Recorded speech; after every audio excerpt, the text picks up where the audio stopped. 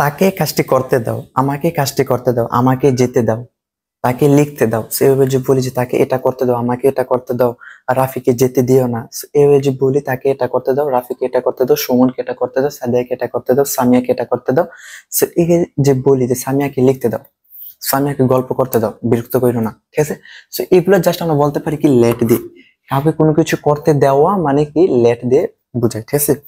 Like যদি বলি যে তাকে যেতে দাও, তাহলে কি লেট। এখন ভার্বটা খুঁজবেন, ভার্বটা কি গো, যেতে দাও কি গো, লেট গো, ঠিক আছে। তবে তাকে, তাকে ইংরেজি কি হিম, ঠিক আছে, লেট হিম গো, তাকে যেতে দাও। আমাকে যেতে দাও, তাহলে কি হবে লেট মি গো, আমাকে যেতে দাও। রাফিকে যেতে দাও, তাহলে কি হবে লেট রাফি রাফি গো, ঠিক আছে, রাফিকে যেতে দাও। এরপর বলছি তাকে লিখতে দাও, তাহলে কি লেট হিম, লেট হিম লিখে ভাব কি রাইট, লেট হিম রাইট, তাকে লিখতে দাও, ঠিক আছে। সো আমরা হাজার হাজার বাক্য তৈরি করতে পারি। লাইক এখন দেখেন এটা যে যদি বলি তাকে পড়তে দাও, তাহলে লেট হিম পড়া ইংরেজি কি রিড, তাহলে লেট হিম রিড। তাকে ঘুমাতে দাও, তাহলে কি লেট হিম স্লিপ। তাকে আসতে দাও, তাহলে কি লেট হিম কাম। তাকে যেতে দাও, লেট হিম গো। তাকে পান করতে দাও, লেট হিম ড্রিঙ্ক, ঠিক আছে।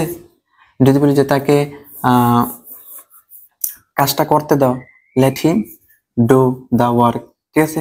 যদি বলি যে তাকে মানে হাজার হাজার বাক্য তৈরি করতে পারবেন কি জাস্ট কি লেট ভার্ব শেষে বসে দিবেন আর মাঝে কি অবজেক্ট দিয়ে দিবেন, লেট হিম।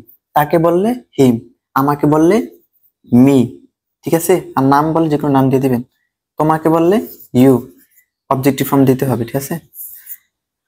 এটা হলো আমাদের 83 নম্বর স্ট্রাকচার। এখন আমার 84 নম্বর স্ট্রাকচারটা হলো খুবই একটা গুরুত্বপূর্ণ স্ট্রাকচার, যে আমরা মাঝে মধ্যে বলি যে লেখার ক্ষেত্রে, পড়ার ক্ষেত্রে, যাওয়ার ক্ষেত্রে, সে ক্ষেত্রে এটা কিভাবে বলতে পারি। সো এভাবে আমরা বলতে পারি, এটা হলো 84 নম্বর স্ট্রাকচার।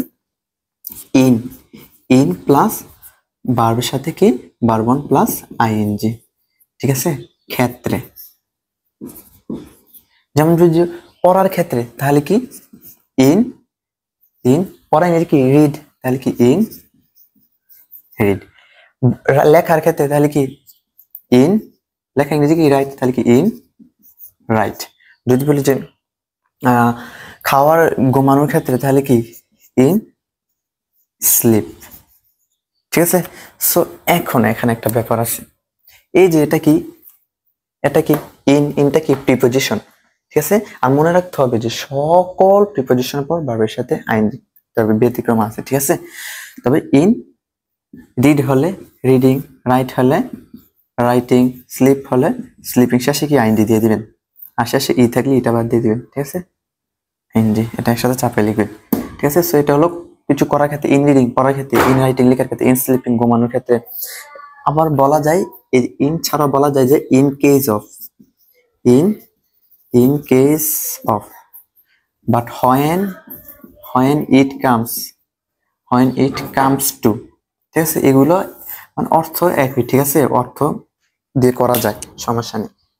আমাদের স্ট্রাকচারটা হলো কি ইন প্লাস ভার্বের সাথে আইএনজি, ইন রিডিং পড়ার ক্ষেত্রে, ইন রাইটিং লেখার ক্ষেত্রে, ইন স্লিপিং ঘুমানোর ক্ষেত্রে, ইন ইটিং খাওয়ার ক্ষেত্রে, ঠিক আছে।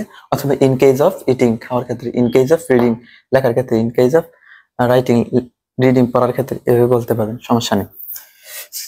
সো ভিডিওটি কেমন লাগলো অবশ্যই জানাবেন। আসলে দ্রুত করতেছি তো, ওই স্ট্রাকচার গুলো তো অনেকগুলো, আপনার 500 স্ট্রাকচার হবে, দ্যাটস ওয়াই একটু তাড়াহুড়া করতেছি, ঠিক আছে।